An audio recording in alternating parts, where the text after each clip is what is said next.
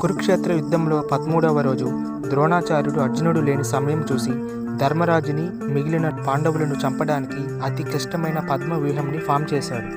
దీని లోపలికి వెళ్ళాలంటే ఫిజికల్గానే కాకుండా మెంటల్గా కూడా స్ట్రాంగ్గా ఉండాలి. సరైన రీతిలో మధ్య భాగానికి చేరుకోవాలి, లేకపోతే అలసిపోయి చనిపోయే ప్రమాదం ఉంది. దీనిని ఛేదించడం కేవలం శ్రీకృష్ణుడు, అర్జునుడు, కృష్ణుడు కుమారుడైన ప్రద్యుమ్నుడికి మాత్రమే సాధ్యం.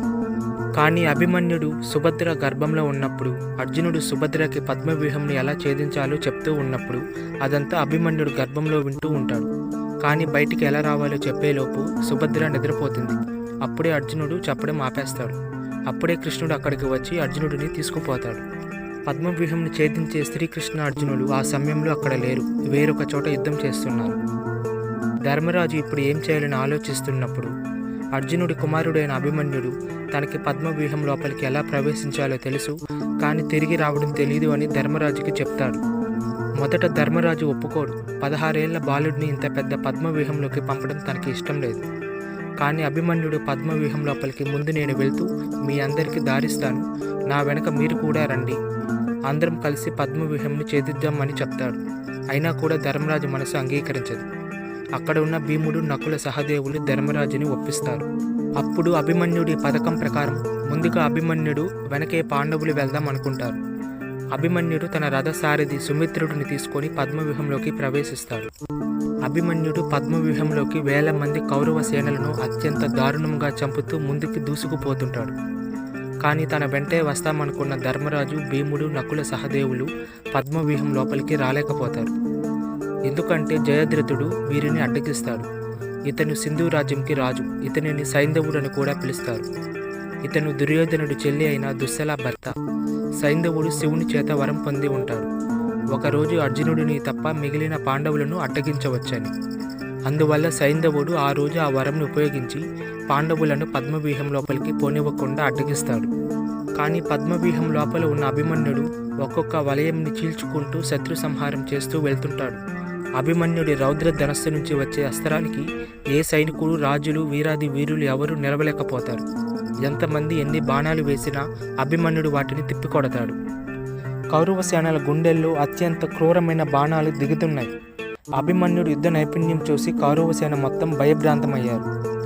తన దగ్గర నుండి పారిపోతున్నారు. అభిమన్యుడు తన రథంతో వాళ్ళ చుట్టూ తిరుగుతూ రణభూమిని రక్తంతో తడిపేశాడు.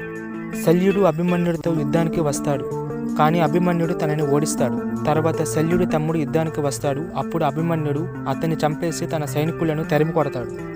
తర్వాత శల్యుడు కుమారుడు రుక్మరథుడు అభిమన్యుడిపైకి యుద్ధానికి వస్తే అభిమన్యుడు తనని చంపేస్తాడు. రుక్మరథుడు చనిపోవడం చూసిన శల్యుని స్నేహితులు అయిన అనేక మంది రాజులు అభిమన్యుడిని చంపడానికి వస్తారు.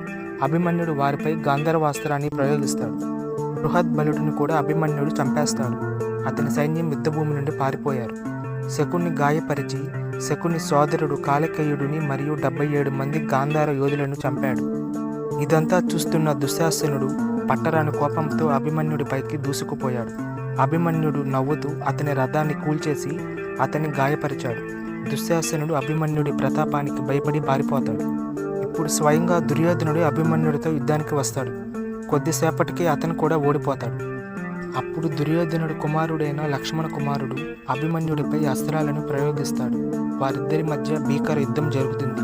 తర్వాత అభిమన్యుడు లక్ష్మణ కుమారుడి తలని నరికేస్తాడు.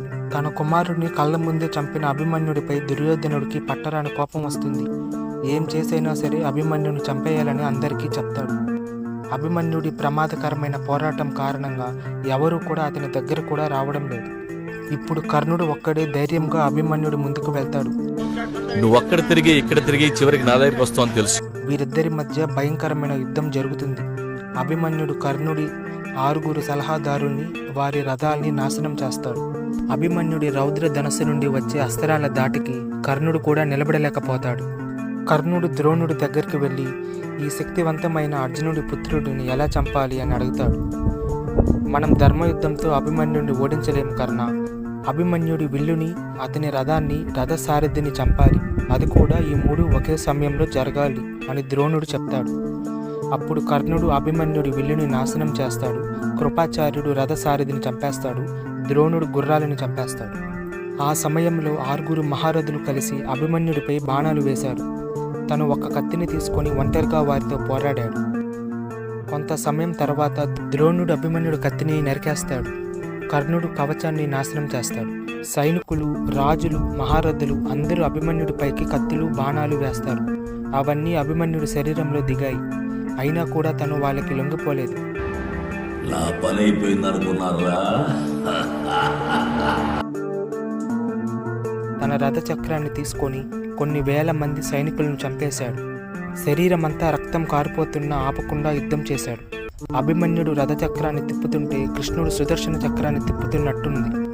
కౌరవసేనకు అభిమన్యుడు ప్రళయకార రుద్రుడిగా కనిపించాడు.